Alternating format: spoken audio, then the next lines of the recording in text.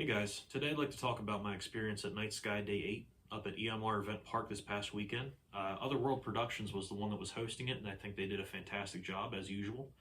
The game was very objective heavy, very filled up with these. They have these skirmish points, so they have this box where you can go up to it with your little wristband, and you can beep in. That way, you can get points for your team. It's basically like a game of domination around the field. You have, I think, 10 of these guys dotted in specific areas, structures, places, or what have you. So I just wanted to say that I'm really impressed with that system. It may not be waterproof. They put plastic bags over them, which, whatever. But it's still a cool system. I think it's impressive as heck. I looked at the tent and the seeing the overlay of all the dots and where everybody is, the hexagons all over the field was pretty cool. That being said, I didn't do enough for my team, our objectives. I was just kind of there to screw around, have fun with this guy. This is the main event. If you know anything about me and what I play and how I play, this is pretty much it. This is something I've picked up. I haven't ever actually had an MG, like as a little guy growing up in the hobby. I never had like a machine gun. I'd always do rifle, sniper a little bit, but I would always just have regular stuff. So doing MG work, it's different because your team counts on you. You're the only guy out there that can do full auto in a lot of games, and it's a really useful tool because if you understand it, that you can use it to get people's heads down. The psychology behind it really works out real well. A lot of guys that I walk up to or walk by would ask about this thing. They said they were impressed. I appreciate that. I try to stay humble because it's not like I feel like there's always something I can work on to improve, and obviously this still needs a lot of improvement. I have it stacked up on a couple of the receivers, if you will, that I will be cutting up. They have the lines marked on them already. I got lucky that my job, that I even got the opportunity to get these. These are like light pull extension arms that I'm going to cut up. I don't... If I still worked where I used to work, there would be no way I could have made all this without, the materials, the experience, and just the general know-how. Like, you should see my old stuff. It's really shoddy. But I digress. It's literally, in case you guys are wondering, in case I didn't talk to anybody enough on the field about it, it is just an AK inside of the shell. It's a SEMA. It's about, I think, 9 or 10 years old. I got it from a kid in a parking lot. I traded him a PS3 for 3 guns. This one, my other AK, and an MP7, which has since died. But a PS3 got me all that. Traded it for a kid in a parking lot. That was back in like 2015. So this thing's been around. It's been around the block, and it's still kicking, man. It's like it just fires like assault rifle, like normal limits. But that's fine. Like, I don't need anything else. If you got auto, you're good, man. Like, it would be nice to upgrade it enough to reach out and touch somebody, but I'm still on that fence about whether or not I want to take the gearbox apart. I may end up getting a... I know that I think the RPK receivers are a little bit longer than the AK. I don't know if it's going to fit the same way. Worst case, it's going to be the grip is back here instead of up here, so it's not going to be that big of a difference. It might even be easier. But yeah, that's my thought process on this. I have, since about 2 weeks ago, I have mounted this little camera mount on here. Unfortunately, I was a little bit afraid to put a phone on it, that's what it's designed for, because it was just kind of loose. I don't think it's meant for shock or anything like that, so... but that could be remedied. I don't know why I didn't think about it at the time. That could be remedied with like electrical tape or something like that. So I will do that next time, because I know people have been asking for videos of me actually using this, and like, my God, it's really fun. So, excuse me. I did take video with a chest-mounted phone. It's like a little phone holder that I have. I modified it so that the camera can peek through. Unfortunately, all it's really getting the whole time I'm recording is going to be like me holding my gun up like this and just like the front of the gun. Sometimes I hold the gun up like that, but unless I'm talking to somebody and not shooting at them, you can't really tell that I'm doing anything. So it wasn't worth putting up. Uh, it's it was a fun game, man. Like, even though we lost, I was on tan team. We lost, but it was still a load of fun. Number one, because it was a game that I was able to have all my buddies there. I love all the dudes. They're great. We got Ben and Dan, or the XO and the CO, on the tan team. We've also got Josh and Josh, two guys, father, son, that come out and do a lot of games with us. They've got the suppressed MTWs, or at least one of them is suppressed MTW, and it's impressive, man. Like, it's so quiet. But once I saw the price tag, I'm like, there's a reason this only cost me about $300 in total. Maybe not even that, because most of this is scrap part. So, and then there's Nate, blind sniper. He was out there. Our buddy Adam couldn't make it, but that's, it is what it is. And then Richard, Flash, he's always a welcome addition. He's just reliable as hell. So I think, let's see, I think that was everybody. Yeah, Dan, Ben, Richard, Nate, yeah. So, but it was a lot of fun. Nate was on the sniper squad. He's got his own video. I might link it here. I might not. I don't know if he wants me to bother with it. So,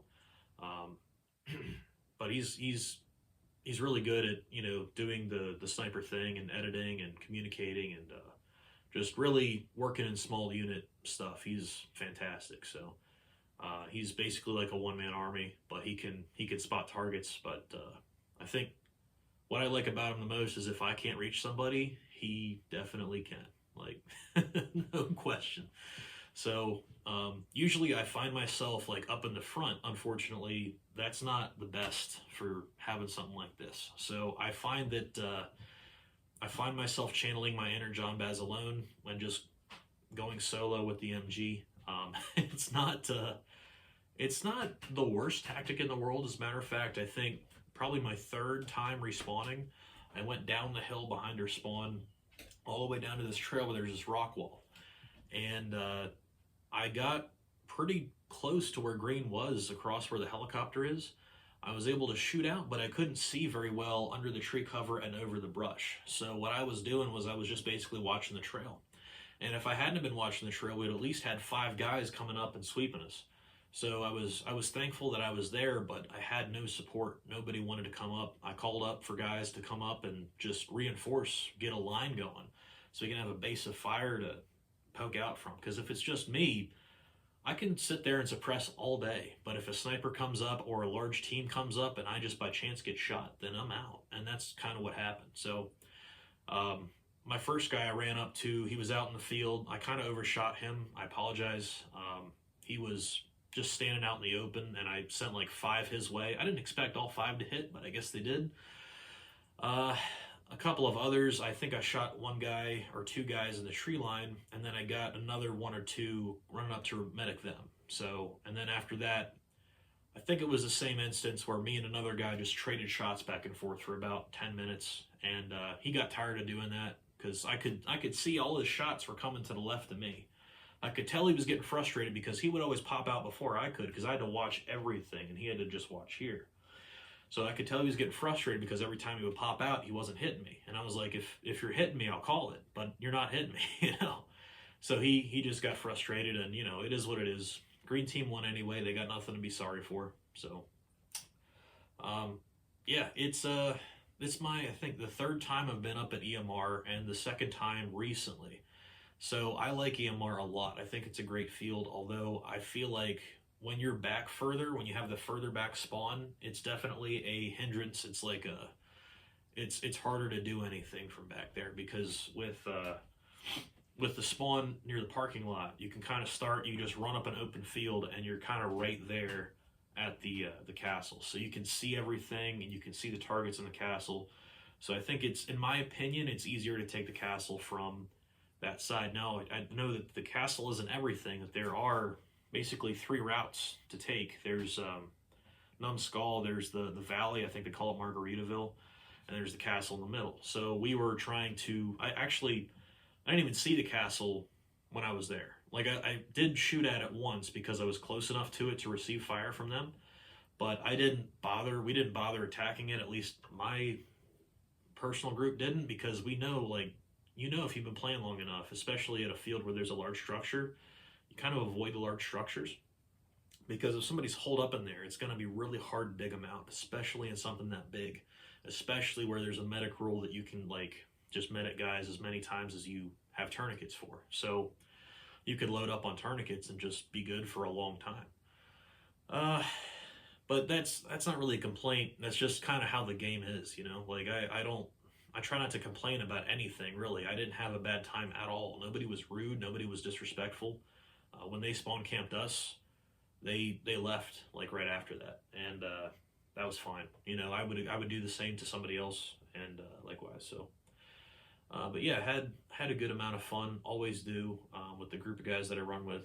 Dan and Ben did a great job being CO and XO. And I think Dan has a lot of organizational skills, and Ben has a lot of social skills that let people, they both kind of play into each other. They both, they make a good group. So, unfortunately, I think, not that it's an excuse, but we were outnumbered yet again, by about 10 or 20 people. When you've got about 100 per team, that might make a difference. It might not. Depends on the caliber of people that you have. If you got a bunch of rentals on one team, the bigger team, it's not going to make a difference. And I like to use the rentals as, like, cannon fodder. You need to earn your keep, buddy. You need to go and, I need you to run over there, run over here, so I can cover you. But yeah, that's, I don't think anything else really happened. It did start to rain really hard. And by the time it was raining hard, I called it a day, because it's so open. It's not an HPA. If it was an HPA, I'd just take the battery out of it and let it dry out. But because it is the way that it is, and the nature of it, it's not worth it to get wet. So I did play in the rain a little bit, but it wasn't worth it in the end. So, but that's about where I'm at. Oh, the Glock here that I fielded for the second time only since I've started using it again. This thing is pretty old. It's about 2017, 2018 is when I got it. I just thought it'd be neat to have something automatic, even though it doesn't work that well on auto. It basically eats your entire magazine up, as should be expected. But it was nice because I have about 4 pistols that may or may not work on any given day. They just kind of work when they feel like it. So I filled up the mag on this, just trying to check it out, and lo and behold, while it leaks a little bit, it held enough gas for me to use it during the day, and it can reliably hold about half a magazine worth of BBs, which is enough to get the job done. Especially because rules state that if you're, like, approaching a building or something, your MED is 50 feet with this, you need to have a sidearm. So that was enough for me to get the job done, and I had a lot of fun. Can't complain. It was, besides the rain, which nobody can do anything about anyway, it was a almost perfect weekend. And I know we lost, and I know we didn't do as well as we could have, but man, sometimes just having fun and being around good people, it makes all the difference in the world. So I want to thank everybody for coming out. I'd like to thank Alicia Riviera Photography. I haven't received any photos yet, or haven't seen any yet, but I'm sure they're going to be great from the couple previews that were out. I'd like to thank Otherworld Productions. They put on a great show. They invest a lot of time, effort, money, I'm sure, into these games to make sure that they work. And I wish them nothing but the best, because they do make some awesome games, and there's some awesome people. So I'd also like to thank EMR Event Park for putting up with all of our rowdy asses. I'm sure we're not the worst crowd ever, but it's probably not the most respectful either. So thank you to everybody. Appreciate you. So we'll see you out there next time.